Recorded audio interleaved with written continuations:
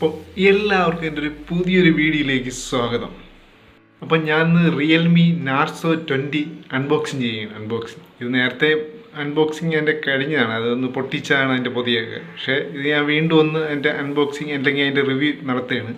പിന്നെ ഇതെന്ന് പറയുന്നത്, ഈ ചാനലെന്ന് പറയുന്നത് അൺബോക്സിങ് ഇത് ടെക് പരമായിട്ടുള്ള ചാനലല്ല.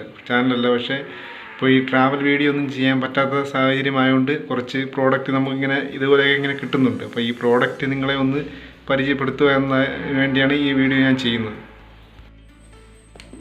അപ്പോൾ നമുക്ക് ആദ്യം തന്നെ ഈ പൊതി ഒന്ന് തുറന്നു നോക്കാം. ഈ ബോക്സ് ഒന്ന് തുറക്കുമ്പോൾ തന്നെ ആദ്യം തന്നെ നമുക്ക് സിം ഇജക്ട് ടൂള്, പിന്നെ റിയൽമിയുടെ safety guide and quick guide എന്നിവ കാണാൻ കഴിയുന്നതാണ്.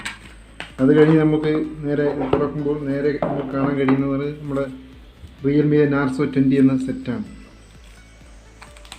നമുക്കിതൊന്ന് തുറന്നു നോക്കാം.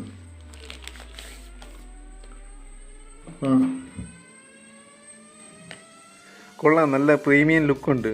ബാക്ക് ബോഡിന് അത് പ്ലാസ്റ്റിക് തന്നെയാണ് കേട്ടോ, പ്ലാസ്റ്റിക് തന്നെ.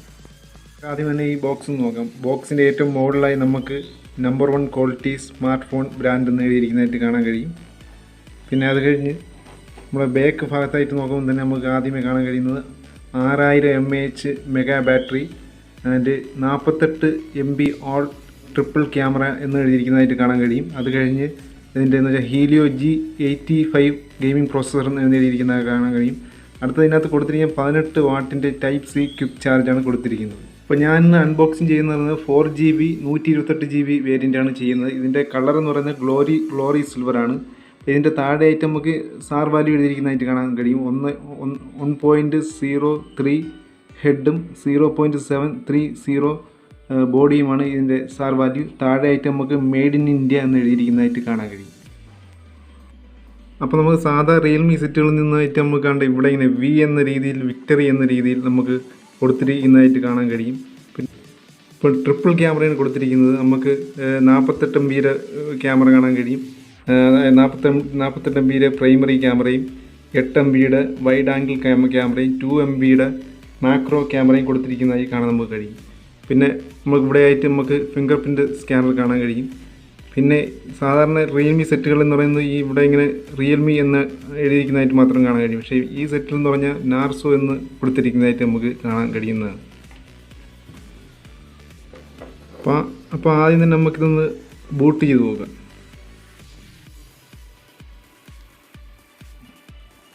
ബൂട്ട് ചെയ്യുമ്പോൾ ആദ്യമേ നമുക്ക് തന്നെ റിയൽമി പവേർഡ് ബൈ ആൻഡ്രോയിഡ് എന്ന് എഴുതിയിരിക്കുന്നതായിട്ട് നമുക്ക് കാണാൻ കഴിയും.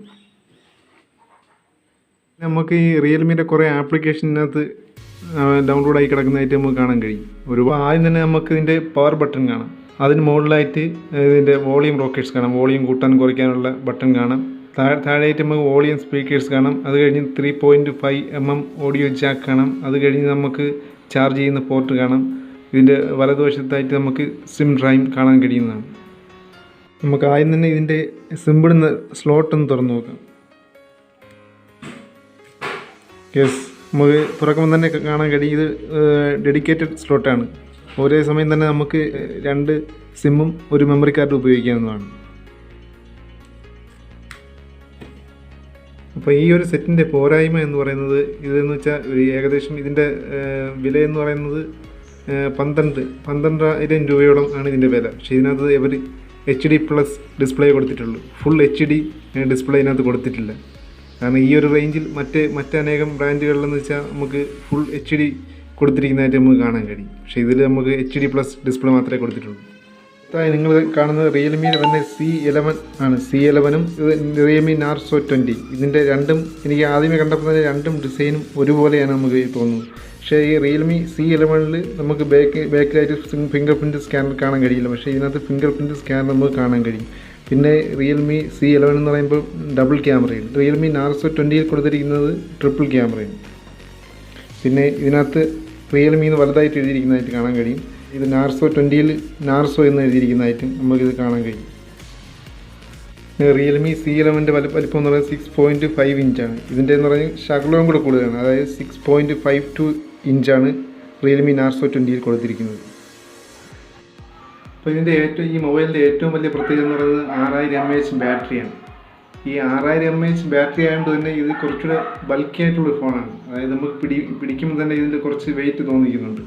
ഏകദേശം ഒരു 209 ഗ്രാമാണ് ഇതിൻ്റെ വെയിറ്റ് കൊടുത്തിരിക്കുന്നത്.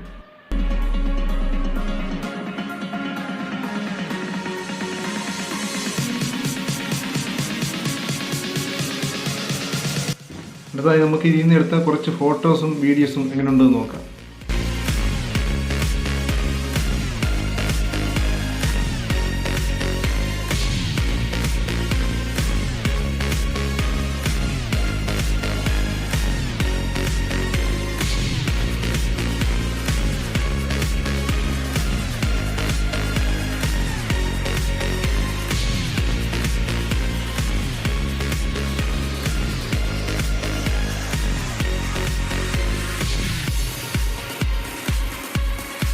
ഇപ്പോൾ നിങ്ങൾ കാണുന്ന ഇതിൻ്റെ ഫ്രണ്ട് ക്യാമറ എന്നുള്ള വീഡിയോ ആണ്. ഇതിൻ്റെ ഓഡിയോ ക്ലാരിറ്റിയും ഇതിൻ്റെ സ്റ്റെബിലൈസേഷൻ എല്ലാം ഈ വീഡിയോയിൽ നിന്ന് നിങ്ങൾക്ക് കാണാൻ കഴിയും. എത്രത്തോളം ക്ലാരിറ്റി ഉണ്ടെന്ന് മനസ്സിലാക്കാൻ നിങ്ങൾക്ക്. അടുത്ത അതിൻ്റെ ബാക്ക് ക്യാമറ എന്നുള്ള വീഡിയോ ആണ് നിങ്ങൾ കാണുന്നത്. എത്രത്തോളം വീഡിയോ ക്ലാരിറ്റിയും ഓഡിയോ ക്ലാരിറ്റിയും ഉണ്ടെന്ന് ഇതിൽ നിന്ന് നിങ്ങൾക്ക് മനസ്സിലാക്കാൻ കഴിയും. സ്റ്റെബിലൈസേഷൻ ഇതിൽ നിന്ന് മനസ്സിലാക്കാൻ കഴിയും.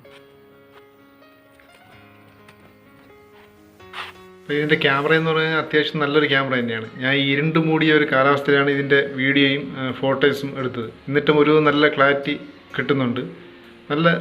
അത്യാവശ്യം നല്ല ഈ ഒരു പ്രൈസ് റേഞ്ചിൽ അത്യാവശ്യം നല്ലൊരു ക്യാമറ തന്നെയാണ് നമുക്ക് Realme Narzo 20 നമുക്ക് കിട്ടുന്നത്.